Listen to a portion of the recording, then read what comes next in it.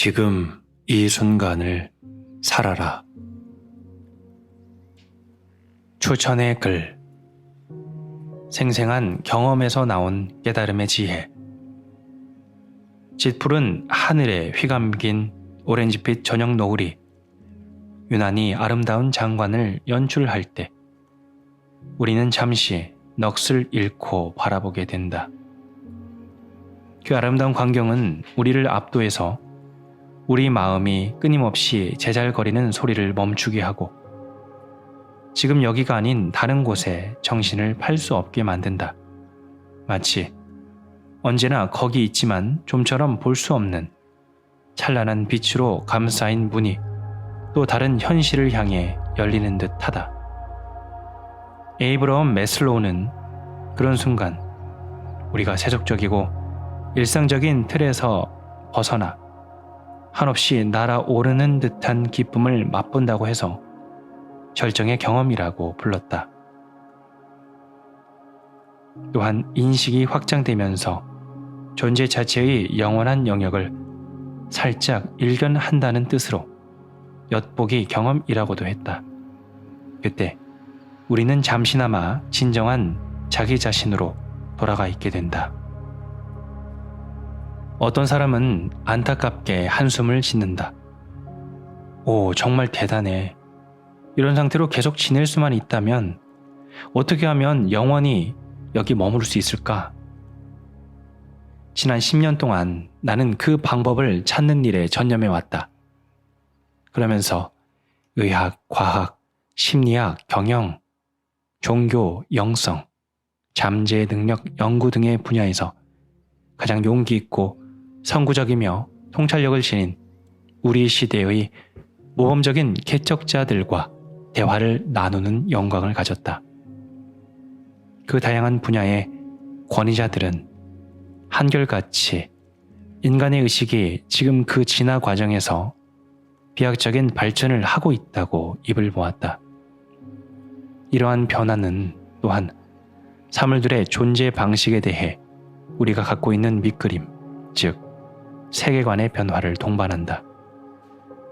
세계관은 기본적으로 두 가지의 물음, 우리는 누구인가와 우리가 살고 있는 우주의 본질은 무엇인가에 답하고자 하는 것이다.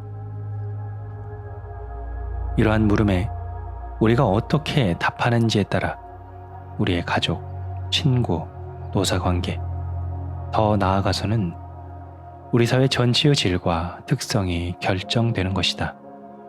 따라서 최근에 일어나고 있는 세계관은 당연히 다음과 같은 서구 사회의 통념들에 대해 의문을 표시한다.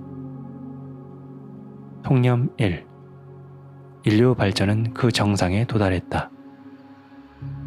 에살렌 연구소의 공동 설립자인 마이클 버피는 비교 종교학, 의학, 인류학, 스포츠 연구를 통해 인간의 능력이 더 높은 단계까지 발전할 수 있다는 흥미로운 주장을 하고 있다.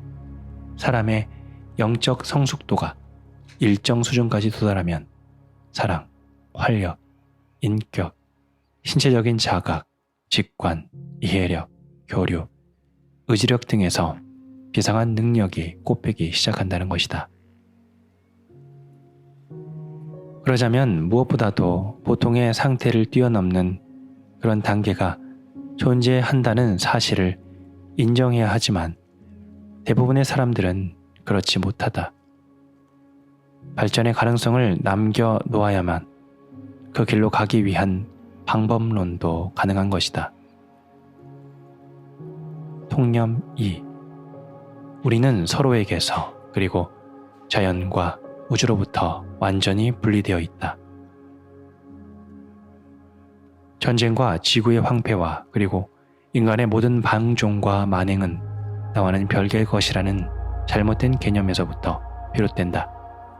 우선 제 정신을 가진 사람이라면 다른 사람들이 자신의 일부라는 것을 알면서도 그들을 해치지는 않을 것이다.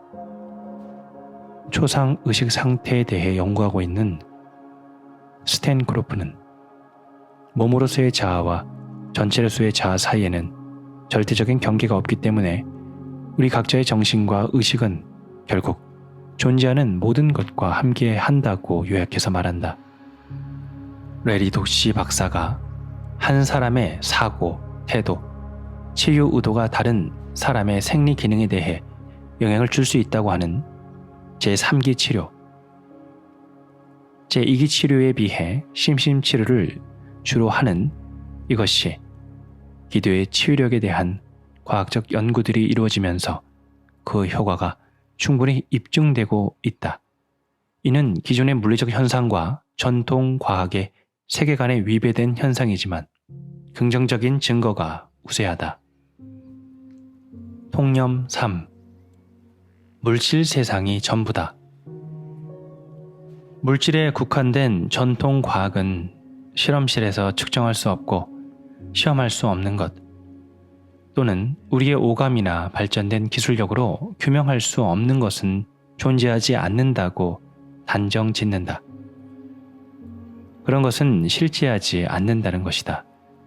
그 결과 모든 현실은 물질적인 현실 속에 묻혀버리고 영적 또는 비물질적 현실 차원은 이 세상에서 자취를 감추었다. 그러나 서로 다른 세대, 종교, 전통, 문화에 걸쳐 면면이 이어지는 철학적 교감, 즉 구원의 철학은,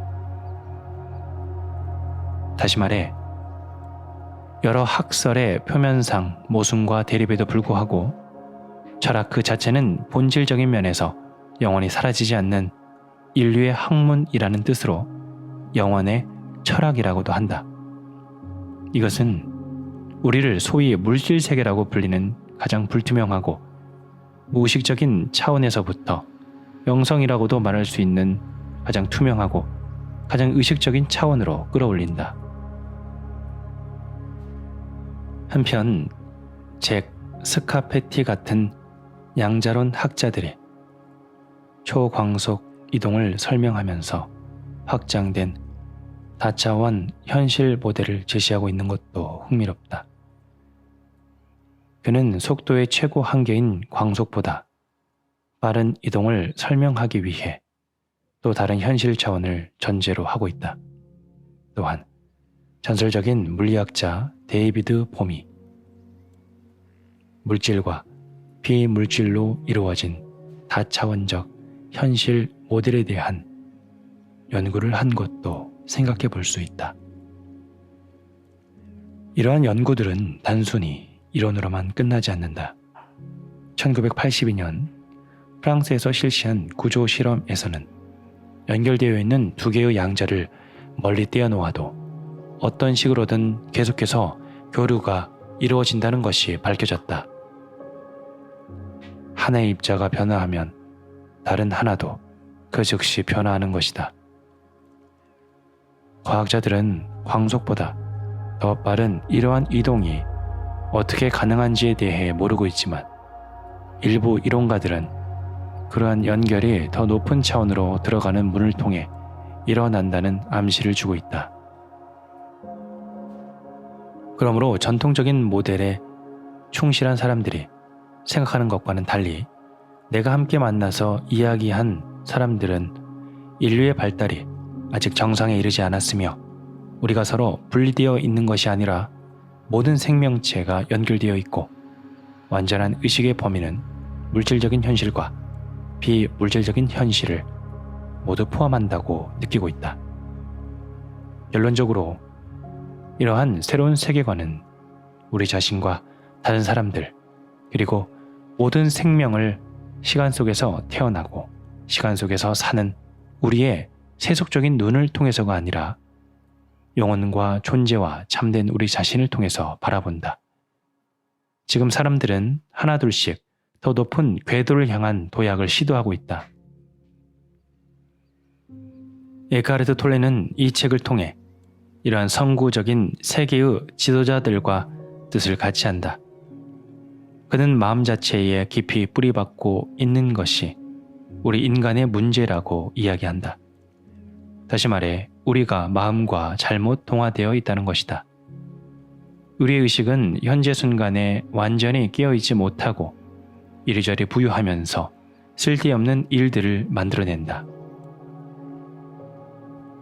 우리의 마음은 우리가 필요할 때 사용하는 도구이지만 오히려 주인 행세를 하면서 그 대가를 똑똑히 치른다.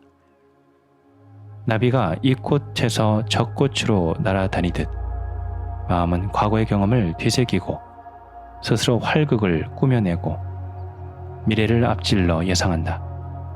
그 결과 우리는 지금 여기의 깊은 대양에서 편안히 쉬는 때가 거의 없다.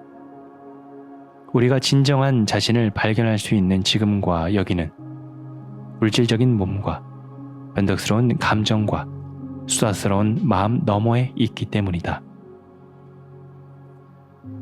사유하고 생각하는 능력은 우리를 동물과 구분시켜 주지만 인간은 그것을 넘어서야만 비로소 한껏 발전하는 영광을 누릴 수 있다. 지성은 본능처럼 하나의 과정에 불과하다. 최종적인 목적은 우리가 본질적인 존재와 다시 연결되고 일상적인 물질 세계 속에서 매 순간 비범하고 신성한 실제를 드러내는 것이다. 말하기는 쉽지만 그만큼 멀리 도약하는 사람은 드물다. 다행히 우리를 그 길로 안내해주고 지도해주는 스승들이 있다. 안내자이자 지도자로서 에카르트가 갖춘 능력은 재미있는 이야기를 들려주고 추상적인 것을 구체적으로 표현하고 유용한 방법들을 가르쳐주는 숙련된 말솜씨에 있는 것이 아니다. 그의 힘은 깨달은 사람으로서의 개인적 경험에서 나오는 것이다. 그래서 그의 말 뒤에는 가장 잘 알려진 영적 지도자들에게서 느낄 수 있는 힘이 있다. 그는 스스로 더욱 위대한 현실 속에 살면서 다른 사람들이 합류할 수 있는 통로를 열어준다. 다른 사람들이 모두 함께 깨달음을 얻는다면 어떻게 될까? 분명 지금보다 나은 세상이 될 것이다. 존재의 소용돌이 속에 두려움의 잡동사니가 휩쓸려 내려가면서 가치관이 변화될 것이다. 새로운 문명이 태어날 것이다. 더욱 위대한 현실이 있다는 증거가 뭐냐고 여러분들은 물을 것이다. 나로서는 예를 들면서 비유하는 수밖에 없다. 한 무리의 과학자들이 모여서 우리에게 바나나 맛이 쓰다는 사실에 대해 과학적으로 설명해 준다고 하자. 그러나 우리가 해야 할 일은 직접 맛을 보는 것이다. 그래서 바나나에는 다른 면이 있다는 것을 깨닫는 것이다.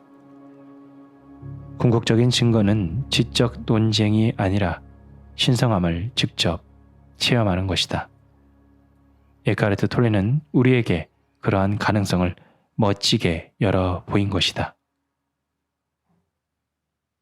러셀 디카를로 신세계를 향하여의 작가